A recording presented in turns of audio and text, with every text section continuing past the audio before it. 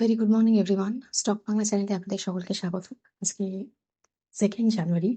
সবাইকে প্রথমে happy new year. নতুন বছর সবার খুব ভালো কাটুক।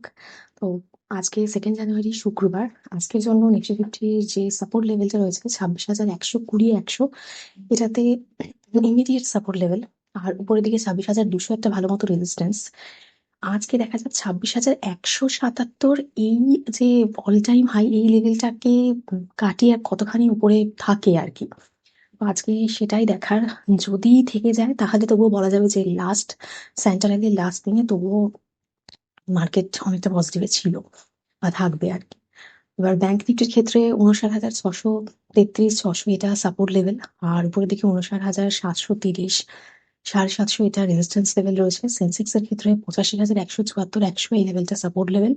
আর উপরের দিকে 85,340, 400 এটা রয়েছে রেজিস্ট্যান্স লেভেল। গিফট নিফটি আজকে সিগন্যাল দিচ্ছে গ্যাপ আপ ওপেনিং এর। গ্লোবাল মার্কেট দেখলে ডাউ জোন্স বেশ খানিকটা নেগেটিভে ক্লোজ হয়েছে। মানে গ্লোবাল মার্কেট ওভারঅল নেগেটিভই রয়েছে। আজকে ইন্ডিয়ান মার্কেটে কিরকম কি মুভমেন্ট থাকে সেটাই দেখার। সানরাইজের লাস্ট দিনে কিরকম পজিটিভ কোনো মুভমেন্ট থাকে কিনা। এছাড়া আমরা যে ইন্ডিয়ান কোম্পানিগুলোর ওপর আজকে লক্ষ্য রাখবো সেটা হচ্ছে ফার্স্ট টাইম সুইগি আর ইটারনাল, মানে জোম্যাটোর যে নাম চেঞ্জ হয়ে যে ইটারনাল হয়েছে সেটার কথা ফার্স্টে বলি। যে স্ট্রাইক 31 ডিসেম্বরে স্ট্রাইক ডাকার কথা ছিল, কিন্তু স্ট্রাইক হয়েছে, কিন্তু সেইভাবে কোনো ইম্প্যাক্ট নেই। সেটা ইটারনালের সিইওই বলেছেন। রেকর্ড নাম্বার অফ বুকিং হয়েছে, 75 লাখ অর্ডার হয়েছে, 63 লাখ মানে যারা কাস্টমার রয়েছে তাদের। তো বেশ ভালো রকম ভাবেই মানে অর্ডার আর কি ডেলিভার্ডও হয়েছে। তো স্ট্রাইক হয়েছে কোনো কোনো জায়গায়, কিন্তু সবাই কাজ থামিয়ে দেয়নি, তো সেইভাবে কোনো ইম্প্যাক্ট আমরা দেখতে পাইনি। তো আজকে এটার জন্য মার্কেটে কি ইম্প্যাক্ট থাকে সেটা আর কি দেখার থাকবে। সুইগি, জোম্যাটোর, ব্লিঙ্কিটের দেখবেন, জেপ্টো দেখবেন, তো এগুলো রয়েছে।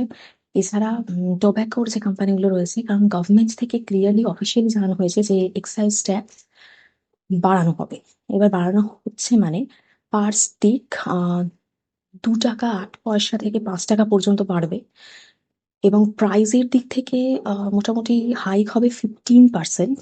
এটা February 1 থেকে স্টার্ট হতে আরম্ভ পড়বে আর কি। তো সেক্ষেত্রে টোব্যাকো কোম্পানি যেমন মেনলি আইটিসি, যেহেতু 75% শেয়ার রয়েছে মার্কেটে, তো আইটিসি কোম্পানির ফোকাস থাকবে। তার সঙ্গে সঙ্গে গডফ্রে ফিলিপস থাকবে, এবং এই জন্যই আমরা আগের দিন বেশ ভালো রকম মানে আইটিসিকে আমরা 10% মতো পড়তে দেখলাম। গডফ্রে ফিলিপস 19% নিচে ছিল।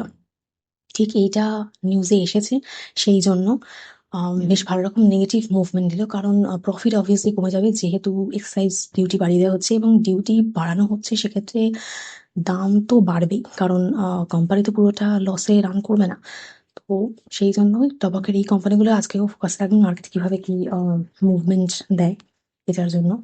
এছাড়া সিলভার বা কমোডিটি মার্কেটের যদি কথা বলি, সেক্ষেত্রে ইন্টারন্যাশনালি আমরা সিলভারকে দেখছি 6% আবার পড়ে গেছে। তো হিন্দুস্তান জিঙ্ক, বেদান্তা, হিন্দুস্তান কপার এগুলো তো অবশ্যই লক্ষ্যই রাখবেন। এমসিএক্স যাই হোক না কেন পড়ুক বা না, এমসিএক্স এর মানে যেটা ডিপেন্ড করে সেটা হচ্ছে ট্রেডের ভলিউম, সেটা বাড়ছে, তো এমসিএক্স কে ফোকাসে রাখবেন। এছাড়া ইডিআর ক্ষেত্রে আমরা Q3, মানে এবার তো যা টাইম রয়েছে, তো কোম্পানির Q3 রেজাল্ট আসবে। তো ইডিআর ক্ষেত্রে আপডেট রয়েছে যে ওদের লোন স্যাংশনে গ্রোথ হয়েছে 29%, লোন ডিসবার্সমেন্টে গ্রোথ হয়েছে 44%, আর loan book outstanding at the এন্ডে আমরা দেখছি যে 28% গ্রোথ হয়েছে। তো মেনলি এদের ডিসবার্সমেন্টটাই প্রবলেম, মানে ওইটাই মেন, যেটা গ্রোথটাকে 44% যেটা গ্রোথটা আমরা দেখছি। তো এইটার জন্য এক্সপেক্টেড যে রেজাল্ট ভালো হওয়ার কথা, এবার তারপরেও তো যখন রেজাল্ট আসবে সেক্ষেত্রে আমরা প্রভিশনিংও দেখতে হবে কত রয়েছে। তো দেখা যাক মার্কেট এই আপডেটটার উপরে কতখানি কি মুভমেন্ট দেয়। আজকে ফোকাসে থাকবে এই কোম্পানিটা। আবারও বলছি, কোনো স্টক রিকমেন্ডেশন নয়, স্টাডি পারপাসে দেখার কথা বলছি। এছাড়া এফআইআই সেলিং যদি আমরা দেখি, আগের বৃহস্পতিবার আমরা দেখলাম 3,597 কোটি। আগের মানে বৃহস্পতিবার না, সরি, বুধবার দিন আমরা দেখেছিলাম 3,597 কোটি এরকম মতো সেলিং হয়েছে এফআইআই এর।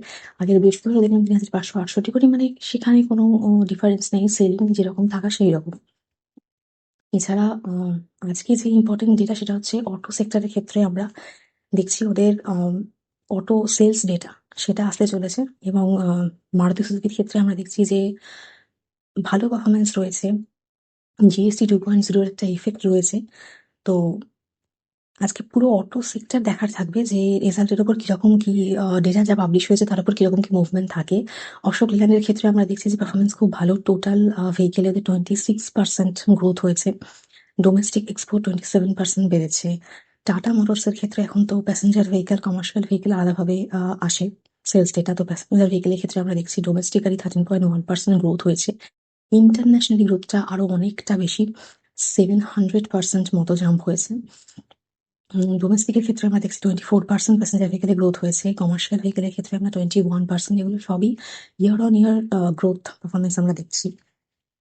মাহিন্দ্রা অ্যান্ড মাহিন্দ্রার ক্ষেত্রে আমরা দেখছি প্যাসেঞ্জার ভেহিকেলে 23%, কমার্শিয়াল ভেহিকেলে 31%, এক্সপোর্টে 9% নেগেটিভ গ্রোথ দেখা যাচ্ছে যদিও, কিন্তু তাও সেলস ডেটা ভালো। যেটা হুন্ডাইয়ের ক্ষেত্রে আমরা ইয়ার অন ইয়ার পারফরমেন্স দেখছি 6.6% গ্রোথ হয়েছে। ইভি বাইকস এর ক্ষেত্রে যে মার্কেট শেয়ার রয়েছে সেক্ষেত্রে টিভিএস মোটরের ক্ষেত্রে আমরা দেখছি সব থেকে বেশি মার্কেট শেয়ার 26.14%, বাজাজের ক্ষেত্রে 19.56%। এছাড়া অ্যাথা এনার্জি, হিরো মোটরকর্প এদেরও সব মানে মার্কেট পার্সেন্টেজ মানে ভালোই বেড়েছে। ওলার ক্ষেত্রে মোটামুটি 1% মতো জাম্প দেখছি, কিন্তু তাও ডাবল ডিজিটে এখনো মার্কেট শেয়ার আসেনি। তো এই কোম্পানিগুলোকে আপনারা অবশ্যই আজকে ফোকাস রাখবেন কিরকম কি মুভমেন্ট দেয়। অটো সেক্টরের উপর পুরোপুরি ফোকাস থাকবে, তার সঙ্গে সঙ্গে মেটাল সেক্টরে থাকবে। আর রেল বা মানে রেলওয়ে আর ডিফেন্স তো বাজেটের আগে অবশ্যই থাকছে, তার সঙ্গে সঙ্গে টোবাকো কোম্পানিগুলো থাকবে। তো এইগুলো আজকে ফোকাসে থাকবে। এছাড়া ফাইন্যান্স কোম্পানি থাকবে। আগের দিন বেশ ভালো রকম পারফরমেন্স ছিল, তো আজকেও কিরকম কি ইম্প্যাক্ট থাকে সেটা দেখার থাকবে। আর 26,177-এর উপরে কতখানি স্টে করে বা এটা দেখা যাবে বা কতটা উপরে ওঠে। 26,200 পর্যন্ত একটা ভালো রকম সাপোর্ট লেভেল রয়েছে। দেখা যাক কিরকম কি মুভমেন্ট দেয় আজকে। তো আজ আমি ভিডিও এখানেই শেষ করছি। প্লিজ আমার রিভিউর উপর ডিপেন্ড করে কোনো ইনভেস্টমেন্ট করবেন না। আমি কোনো সেভি রেজিস্ট্রেশন বা অ্যাডভাইজার নই, শুধুমাত্র এডুকেশন পারপাসে ভিডিও করা। হচ্ছে নেক্সট ভিডিওতে।